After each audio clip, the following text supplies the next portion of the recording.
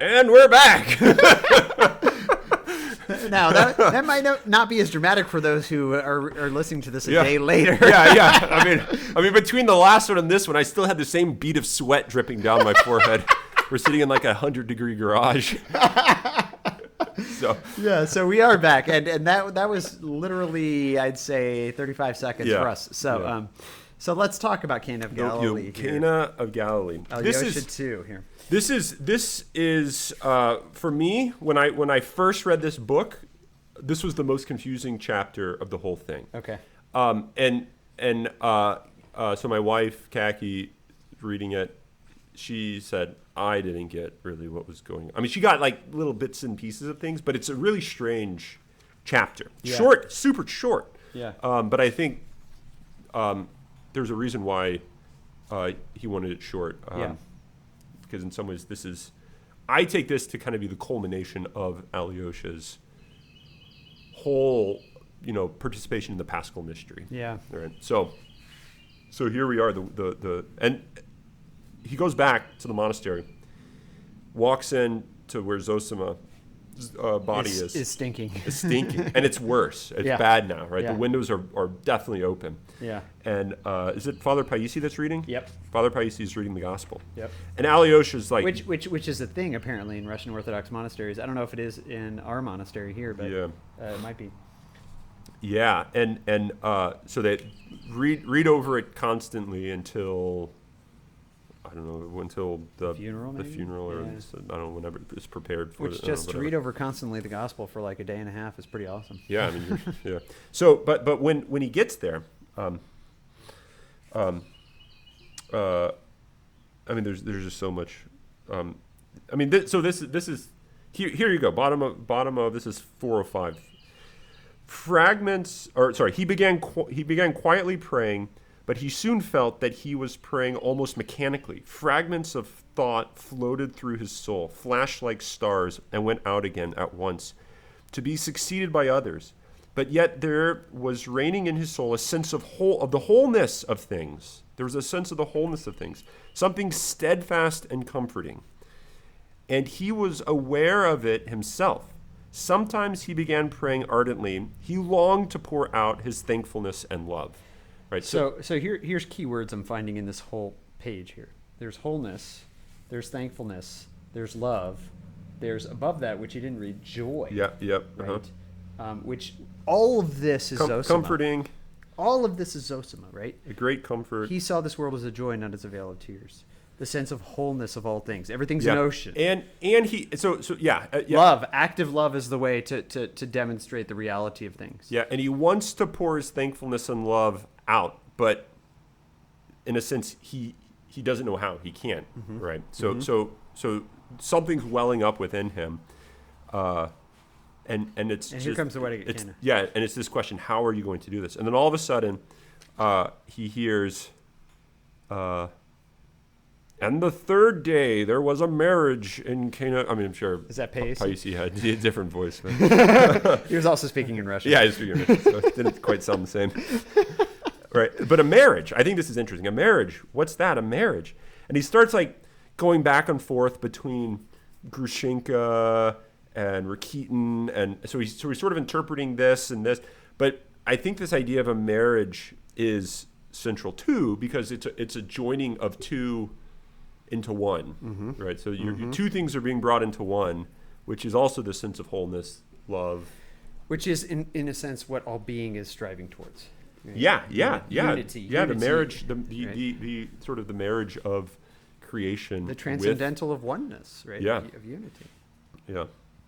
Right, and so then next little fragment that he hears, I mean, he's like going in like spurts. He's like half with it, half. Well, he's half praying and then half listening. Right? Yeah. So I mean, so he's right. So, and when they wanted wine, the mother of Jesus saith unto him, "They have no wine." Alyosha heard, right, and so he starts reflecting. What a sweet passage this is. He says, "I didn't want to miss it." Right, I didn't want to miss it. I love that passage. It's Cana of Galilee, the first miracle. That miracle. That sweet miracle. it was not men's grief, but their joy Christ visited.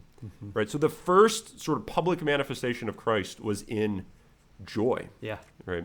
Yeah. I think this is a really important important insight into Christianity, Yeah. that the root of it isn't suffering. Right. The root of it is joy. Right? And if it's not joy, then I think you're missing something very central to... Right.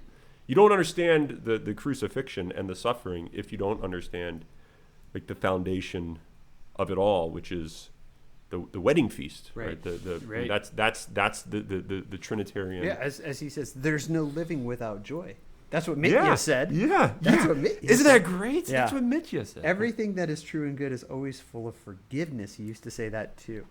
So he's quoting Mitya in the midst of this amazing scene where he's finally coming to the realization of what the point of Christianity is. He quotes like the greatest sinner of the book. Yeah. But again, it was Grushenka who brought him to wholeness. Yeah. So, and he goes on, like later on, what does this have to do with me? Do whatever he tells you, right? And he says, his mother knew that he had come not only to make his great, terrible sacrifice, she knew that his heart was open even to the simple, artless merrymaking of some obscure and unlearned people who had warmly bidden him to their poor wedding. Yeah. Mine hour is not yet come, he said with a soft smile. He must have smiled to her gently. I love this. Yeah. Right? So there's this idea of what's the point of Christianity? If we think the point of Christianity is fasting, then we don't understand. Right? Mm-hmm. And even Jesus said that, right? Why do the disciples of John and the Pharisees fast and yours don't? Dude, it's a party. Yeah. You don't fast when the bridegroom's here. It's called a reception, man. It's a wedding reception. Yeah. If you're fasting at a wedding reception, you're like insulting the couple. Yeah. Right? Yeah. And that's even true even in our ritualist modern postmodern world, right? Yeah. And so I think there's something really interesting about how he explains that, right? That it's all about joy, right? Yeah. And then what happens, and this is great. The Gospels, and they drink more, and when they've had their fill, right, they realize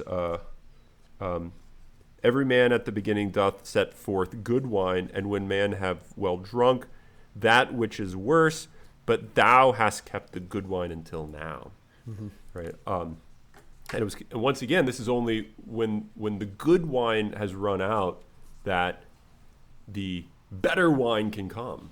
I mean, this is once again going back to the experience Alyosha had with losing the good. Opens up like this deeper union with the good itself.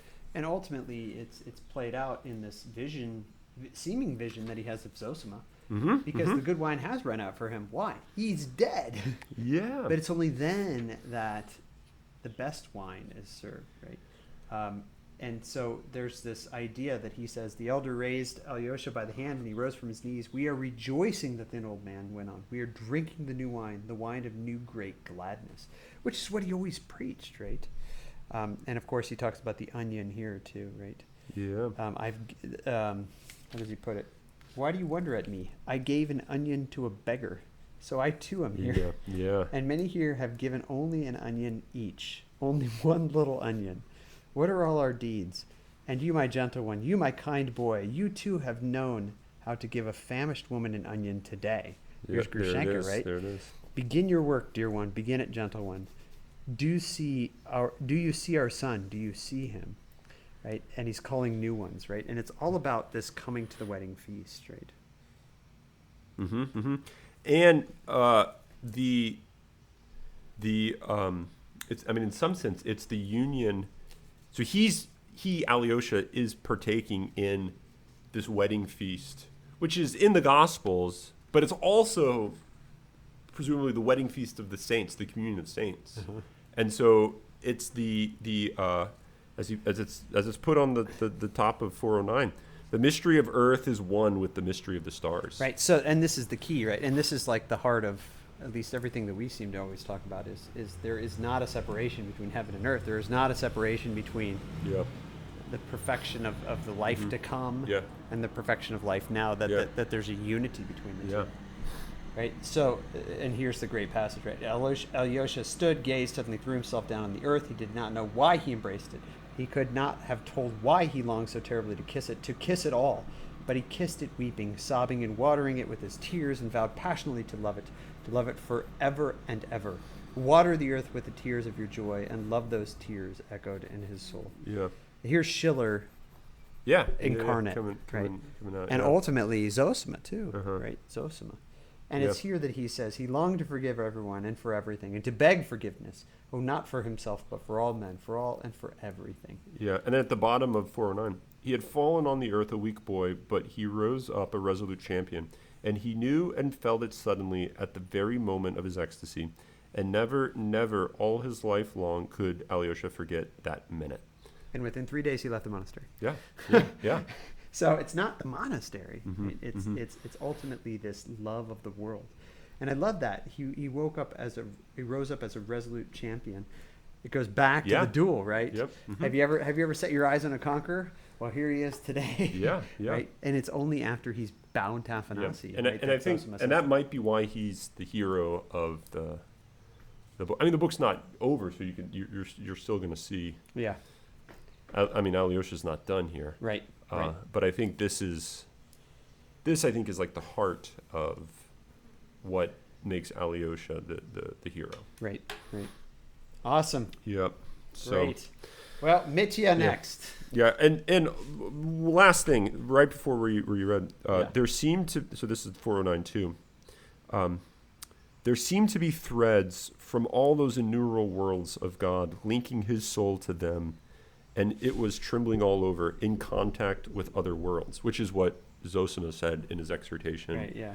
And here it is. Brother Maximilian wrote that one. He's too. Actually, experiencing that reality. Yeah. It's not just a theory. It's something that, because of what he's been through, he can sort of verify it in his heart that's true. Which goes to the heart of beauty, which goes to the heart of what is the incarnation of the Logos. Yeah. And to Dostoyevsky's own explanation of the eccentric, right, as you were pointing out before, which I thought I had, but I don't. Here it is. I dare say he carries within himself the very heart of the universal. All things find their contact in him because he's united with the Logos.